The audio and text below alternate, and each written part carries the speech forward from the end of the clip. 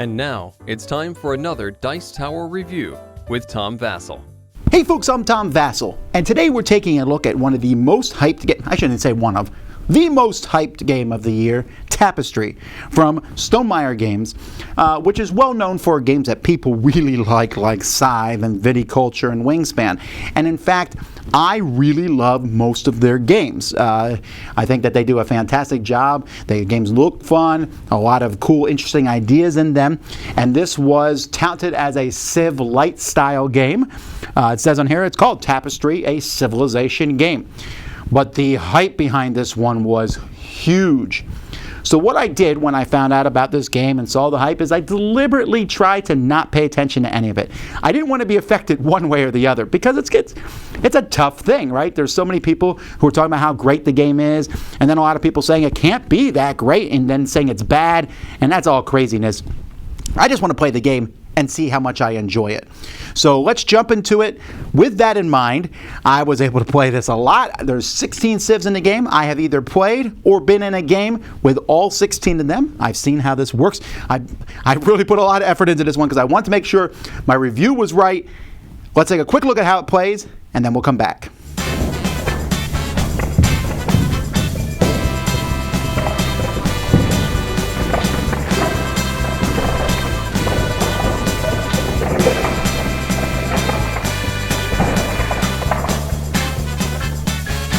There are two sides of the board. This is the side for 4 or 5 players. Each player is going to be dealt 2 of these factions. There are 16 different factions in the game, from the entertainers to the architects and the historians to the nomads. Each has a special ability, whereas you can get extra points or something special that faction can do. And so players are going to pick one of those 2. They're also going to start with a pseudo-random board. Like, for example, this is the desert, but that basically is where you start. So that desert here would be on number 4. So because the blue player here is starting at number 3, that's the tropical board. And this board is just basically a random grid here. It looks like a Sudoku board with some of the spots being impassable terrain. Essentially, those spots are already filled in. So each player has a player board here in which they have 4 different types of buildings placed here, where the leftmost space on each of these tracks is open.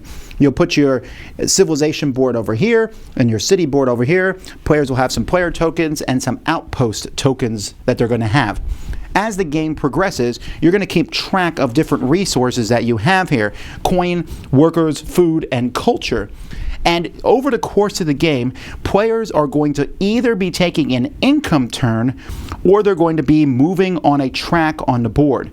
Now, a player is only going to be making 5 income turns over the course of the game. The first one is on your very first turn, and then when you make your final one, that's going to end your turn. It's going to end scoring for you, and then you are finished, while other players still may go until they do their final income. When you do an income, and there's an income turn here, the first thing that player will do, usually, not on turn 1, but on the 2nd through 5th incomes, is you'll check your board here, because there might be something about an income phase. So, for example, the inventors here can move a token here to a technology another opponent has. And so you'll do that first. Then you're going to play a tapestry card. Now at the beginning of the game you don't play one, you've discovered fire. But maybe you'll do the Age of Wonders, or maybe the Renaissance, or Marriage of State, or Feudalism. There's a lot of different tapestry cards. You'll play the tapestry cards. Some cards will have something happen when you play it. This will give you a resource or give you 3 points for each of your landmarks that you have. Some of them will give you a special ability over the next era until you do another income phase. So when you play a tapestry card, you'll play it here. The first person to play a tapestry card in each of these sections will get a resource, 2 resources, or 3 resources of their choice. You can also increase the technology. I'll talk about that a little bit later. And then you're going to score victory points and get resources. So this, for example, gives me a victory point for every technology card. This gives me a victory point for every completed row or column on my city here.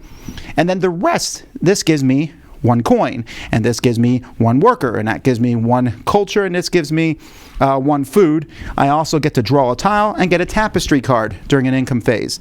As the game progresses, you're going to be able to take buildings from here, which you'll be able to place in different spots here. Now you want to put these on different spots on this board because when you fill completely one of these grids. So this is considered filled because the dots in the buildings have filled it. You'll get a free resource. Also, if you can completely fill a row or column, you'll get points for each of these uncovered icons. And as you put more buildings out, your income/points is going to get more and more valuable. As the game goes by, you're going to get landmark buildings, and these buildings can be placed on multiple squares. You can even have them go off the board if you want, which will help fill in these spots better. The other thing a player can do is they can move a token on a track here, move a token of their color.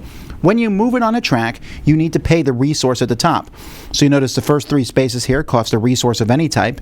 Then the next 2 here cost 1 food and a resource of a type, then a food, 2 resources, and then 2 food. When you move into a spot, you will get the bonuses of that spot. Now this spot, we tend to look, this is the exploration spot. On this spot, you can draw these tiles. Some of these you'll get from income, but you can also explore them. When you explore, you'll pick a tile from your hand, place it next to tiles that you control, and if you match any of the sides, so here water, water, and this half of this matches the water, you get a point for each one.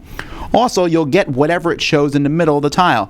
In this case, it gives you a food, but there's all sorts of various things that you can get from placing these on the board. You can also get the wooden houses placed out here, and there's all kinds of cool things. Later on, eventually, you'll even be able to go out into space and turn over space tiles and get the benefits on them. On the opposite side of the board is the military track. As you move up in the military, you're going to be able to expand and put out your tokens here onto spots that are next to where you already have cities. Whenever you place these out, you're going to get to roll 2 military dice and pick one of the options. And one of the sides is always going to be victory points, which might be victory points for every spot on the board you control. The other side is resources, or if you roll this and you move onto a tile that has something in the middle, you can get the bonus of what is on there. If somebody else is already in the spot that you are trying to go to, so let's say yellow's already here, then you can add a token to that spot, one of your outposts you can put there, and you'll just tip theirs over. There is a card in the Tapestry cards called Trap where they can tip you over instead. But the fact is if there's ever 2 tokens in an area for any means, it can no longer be attacked. They don't necessarily lose anything, except for they lose control of the area. That's pretty much the worst negative thing that can happen to you. The science track, as you move up on that, is going to often allow you to roll the science die. You'll roll that, and you'll move up on that track. So the science track lets you move on the other tracks. However, at the beginning here, you move up, but you don't get the benefits. Although later on you'll be able to move up and get benefits, or then even pick the track that you move on. And this one lets you build the gray buildings, and there's other various things that you'll get. Here's a place to get more tapestry cards, or even turn them in. I should mention that as you move on these spaces, sometimes there's a bonus on them. So if I move here, I get a tapestry card. I can also pay a resource to put a gray house out. You don't have to do the bonus, it's just an optional thing that you can pay for. Finally, there's the technology side of the track. Going here will give you technology cards, or let you later on increase these technology cards. As the game goes by, you'll be able to get these technology cards and play them. When you play technology card, you'll play it next to your board down here. Every income phase, you're going to be able to move this technology up. So let's say, for example, I have the barn. If I get to move this up, I move it to the circle, and I'll get whatever it says here. In this case, 3 points. Then I can move it up again. You have to meet the prerequisite, which means somebody needs to have breeding, either you or one of your 2 neighbors. And then if I go up there, I get the building that comes with this, which is just another building I could put on my board somewhere. But there's going to be all sorts of technology cards. For example, this lets you roll the science die, then gives you 5 points. This gives you a tapestry card, and then one of those 3 buildings. This lets you draw 2 tiles, and then discover a tile. There's even one that gives you another civilization that you'll be able to pick from. This one here, the radio. 3 points, and then another civ that you can play, getting all the bonuses and benefits of that civilization. There's also achievements. The first person to accomplish an achievement, which means you complete an advancement track, get all the way to the end of it. Here, we'll get 15, 10, and 5. The first person to topple 2 opponents' outposts, if you knock them over, and the first 2 people to conquer the middle island on the board will get bonus points. This will happen. You'll just keep going. Players are going to either be moving up one of these advancement tracks, or they'll do a full income phase. When you do your 5th income phase, you are finished. You might get some passive scoring from what other players do based on some things that you might have in play, but you're pretty much finished, and after all the players finish, whoever has the highest score is the winner. Technology is one way to get the buildings, but another way to get the buildings is the first person to go into each section will take the matching building of that type and place it on their board. These buildings have no special abilities. They're essentially just ways to cover a lot of spaces on your board. There's no question that the components for this game are stunning, and I particularly like the actual small houses for the players. I think these things are great. They have a good feel to them. They look different. I played this with someone who was colorblind, and they were able to tell the difference between these buildings. Although, incidentally, they were not so able to tell the difference between these. Fortunately, there's 5 colors, so if you have to play with someone who's red, green, colorblind, you can just not play with one of those as long as you're not playing 5 players. These buildings are cool, but they are functionally all the same, which I think will bug some people. It won't bother others. I do have one concern about these. A few of the buildings, this one in particular. So this building here, so if you can see, this building here will cover up 4 spaces this way and 4 up, like an L like that. So that's a pretty big space that it covers. But when you actually put it on the board, it looks like it covers a smaller area than that. This is a hard one to get on the board, period. But it looks like it fits there. To actually fit it in its spaces, there's a lot of open space around the outside. It can't go here. I know it's impassable. It could fit here, for example. And I just found it problematic that it didn't actually go to the edges. In this case, a tile would have been better than these buildings. And none of the buildings, like even this one, has a round base on it, and it's supposed to cover up 4 spaces on your board. The buildings can also make it difficult to see across table what's covered up and what's not covered up. So even though the buildings, which definitely increase the cost of the game, look neat, and I certainly like the colors, I like that they're pre-painted, I found that to be problematic. Other than that, the components are fantastic. The artwork is great. There's finish on all the boards. There definitely is a lot of symbology in the game, but as the game goes by, you're going to figure out what that all means pretty quickly. I didn't think it was that confusing, but for players' first time, you'll go, wait, what's that again? That means victory point for every one of those houses you have. And you'll get it, but there just is a lot of it. And fortunately, the game comes with, a sheet here. There's a sheet that comes with the game that shows you what each of these track spaces mean. But if people are touting and saying, hey, this has only a 4-page rule book, well, first of all, they're big pages. But secondly, this is literally a page you're going to be referring to all the time. So I think the game is pretty easy to understand, and the rules do a good job at talking you through it, but realize there's a lot of symbology. I do like this rounded board, though. It's a very nice board. Everything fits in the box pretty easily. Really nice components overall, other than wasn't happy with how these buildings fit on this board. Okay, there's a lot to unpack here. Tapestry is a big game. It's a fairly expensive game, and a lot of that is because of those pre-painted plastic miniatures, but at the end of the day, I think you're getting a very good quality product, and games are getting more expensive these days. There's a lot of replayability in Tapestry. You have 16 different civilizations, mixed with the different Tapestry cards that you will draw and play over the course of a game, mixed with different technology cards that will come up. Every game I played with this was a completely different experience than the last. Now, the game comes with an auto play for it. If you want to play by yourself, you can. I have not touched that, but Mike DeLisio on our channel has done a review of that section of things. And if you play with 2 players, you can play with a Shadow Empire variant to bring a 3rd one in. I haven't done that. I also haven't played this with 5 players because it takes up a ton of table space with 4, and it feels like the perfect table space.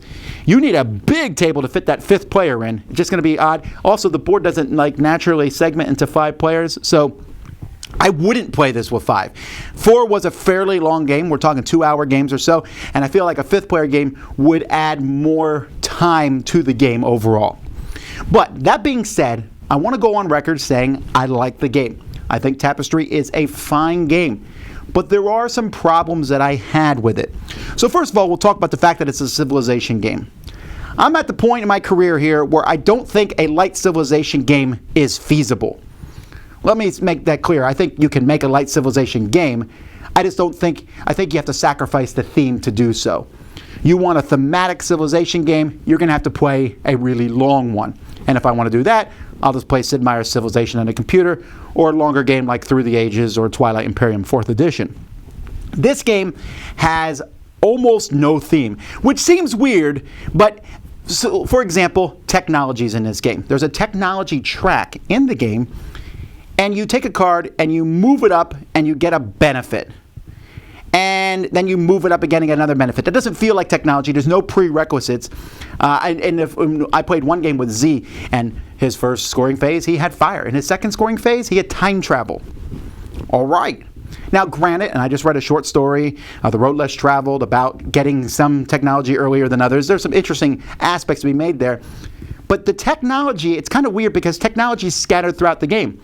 As you move up on the advancement tracks, they all have different names, like tanks or airplanes in the military one. Well, that's also technology. And science and technology, thematically, they're kind of the same thing. And then as you take the buildings off your thing, you're discovering technology. So technology is like scattered all throughout this game. So the actual technology doesn't feel like technology. Also, the buildings don't really mean anything. You're just covering up grids and rows on your board. You feel like you're playing some sort of Uwe Rosenberg game there. And I don't feel theme really at all. There's not a lot of conquering. In fact, some people are arguing this is a 4X game. I think you would be hard-pressed to say it's an any X game. There's no extermination. You're not destroying the other players. The attacking is minimal at best. Yes, you can stop someone maybe from getting to that middle island, but it has a really weird rule where when you attack someone, they can't attack back. So if you're first to go after somebody else, I don't know. It just doesn't, I don't feel that attacking thing. The exploration, as you move around and find things, it's interesting as you see this board build, but it doesn't really mean anything. You're just trying to match sides of tiles. The exploitation, where you're getting resources, you might argue that one as you take the houses off and get more things back. And then the expansion, or basically as you're building up your technology, I never felt like there was a tech tree or anything in the game. Now, all that sounds negative, and I don't mean it to. I'm just saying that the theme isn't there. So if you're looking for a themed game, this probably isn't what you want. This game is all about figuring out some sort of engine as you move up these tracks, and I have to say the track thing is really fascinating. Every game that I've played so far, I've tried a completely different thing. I ran up the science track, I ran up the exploration track, I ran up the warfare track, I ran up the tech track. I wanted to see how if I really put my efforts into one thing, how it worked. And I got wildly different results, but they feel balanced, those different tracks, and I don't know which track is the best one. If I run up the science, I can get my other tracks up, but sometimes at a cost. And the two tracks that are opposite each other, tech and science, work together, exploration and warfare work together. So that's really neat. And as you sit there and try to figure out what to do, that's just a really fascinating part of the game. And it really has the way the speed of the turns are. You take a turn, you take a turn, you take a turn, you take a turn, you take a turn, is really reminiscent of Scythe, actually. So I love that part of the game. I think that's the neatest part of the game, trying to figure out what tracks to move up on. This is compounded by your special ability, the different races that you have at the beginning of the game, and by your Tapestry cards that you have. So there are 16 different civilizations here, and they're called various things, mystics to merrymakers to whatever. And how you play them, they have a pretty potent effect on how you play the game. I think if you didn't have one, there's probably a optimal way to play the game without one of these. When you have one, there's kind of a focus on what's the best way, how to deal with it. Some feel not as good as others. I haven't played the game 100 times. I don't know. Like the Alchemist for me, they're kind of a push your luck where you roll dice on your turns and then try to advance on the different tracks. They don't feel as strong as the others because you could bust, and if you don't push your luck with the Alchemist, then they're not that powerful. While others, like the Nomads and stuff, they feel pretty cool that you're going to get points no matter what. There's one where you have to guess where you're going to be at the end of the game and build towards that. I like that sort of thing. I do say that there's some weirdness in it, though. There's the Futurists and the Chosen, for example, and I find it very weird that the Futurist ability seems to completely nerf the Chosens. And I went online and looked at it. I saw some people agree with me. I haven't seen anyone argue against that point yet. It just seems odd, and I really wish Jamie in this game had said, for your first game, start with these 4 civs, because some of them are certainly easier to play than others. Are they balanced? They feel wildly unbalanced, but I don't know. What is unbalanced is the Tapestry cards. Now, granted, the game is built in a way that you can try to draw more Tapestry cards to have a choice of what to play when, but there's no question some Tapestry cards with your Civ fit perfectly and some don't. And they definitely have wild swings in the game. In fact, the game is all about wild swings. In every game I played, there have been some close games, right? But there's always one player who is 60, 70, 100 points behind everybody else. And I'm not sure it's that player played awfully. It might just be there's a lot of randomness between the Civs and the Tapestry cards that you draw or the texts that come up. It really is the case. That doesn't really bother me a lot, but I know it would bother some people. And I know it has, because now that I played it, I've talked to lots of people about their experiences. I talked to everyone I played with, and the results have been all over the place. For me, it's all about the fun of building an engine. And if I can go into this game and say, this isn't really a Civilization game, it's kind of a fun engine building game with some Civilization trappings, and it's fun to say, ooh, I got radio and then antibiotics, and those kind of things are fun and interesting, and I'm the merrymakers, la la la la la la, we're the Smurfs coming in, and you can kind of add that theme yourself, but at the end of the day, you're going, I got 3 rows and 3 columns, and I'm getting 6 points, and times 3, 18, and I'm going over here and doing this. The theme is kind of a back shelf for me in this game, so I can put that aside and play the game. If the theme is what you're looking for, I don't think this is for you. If you're looking for perfect balance, I don't think this is for you either, because again, I really think some Tapestry and Civ combos are better than others. What are they? I don't know, but I think in any particular game. I think that when you get your Tapestry and your Civilization, you trying to figure out how to do that combo and score it at the end of the game, that's fascinating. And the way some of these Civs/Tapestries let you break rules is fascinating to me. Hey, you can't do this on this turn, you can't move on a military track, but anyone else who does gives you points. Well, that's pretty cool. And now everyone knows that. There's definitely this kind of interaction as you're racing up the tracks, watching other people go there, getting the buildings. And so I think this game is going to get a lot of play. So all that to say, what do I think about it? Well, I already told you I like the game. I don't love it. Like, I think Scythe is a better game, for example. And I think Scythe had a similar power where people went into it, they saw the front of the cover, and they saw these mechs going after each other like, oh, warfare, and that's not what Scythe is, really. There's a little bit of combat in Scythe, but not much. This has a similar feel. It's like, ooh, a Civilization game, and the hype is up to here. But at the end of the day, it's a decent, fun engine-building game. I don't know that it warrants this huge, this is what this game is, but I have a lot of fun playing it. Each time I played it, I was like, ooh, let's try it again. Let's see what's next. And if you said, hey, let's play it, I would be there. I think it's exciting. I want to see what combos I'm going to get it. But I've lost enough in this game where when I look back, I'm like, if I had to replay that game, I don't think I'd play much differently. But I just didn't get the right cards at the right moments, and maybe I made a few things here and there, but at the time I thought that was a good idea. It's a fun experience. I would not play in a tournament of Tapestry, because I think that feelings would get very all over the place.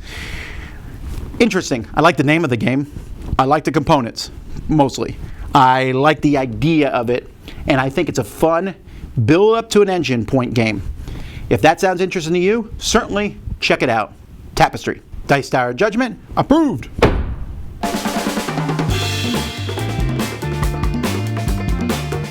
Thanks so much for watching another Dice Tower video. If you enjoy our videos, subscribe to the channel for more fun, comprehensive board game coverage. Also, consider joining us at one of our events. Come to Dice Tower Retreat, a small, intimate gathering where gaming is king. Join us for Dice Tower Cruise, the largest board game cruise. Attend Dice Tower West in Las Vegas for gaming fun on the West Coast, or Dice Tower East in Orlando in sunny Florida. Dice Tower Conventions, the friendliest gaming conventions on Earth. I'm Eric Summerer, and you've been watching the Dice Tower.